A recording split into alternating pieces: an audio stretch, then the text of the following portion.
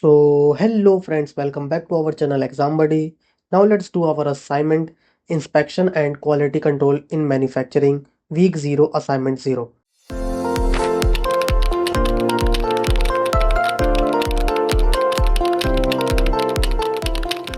So the first question is turbine blades are manufactured by, so these are the option: die casting, slush casting, investment casting, shell molding. So the answer of our first question is C, investment casting. And now let's go to our question number 2.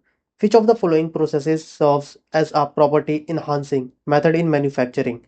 So these are the option: heat treatment, casting, welding, forging. So the answer of our second question is A, heat treatment.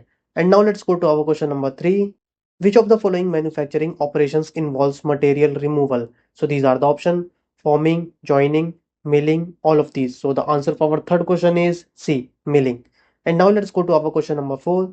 Inclusion in casting is, so these are the option: internal defect, surface defect, visible defect, none of these. So the answer of our fourth question is A, in internal defect. And now let's go to our question number 5.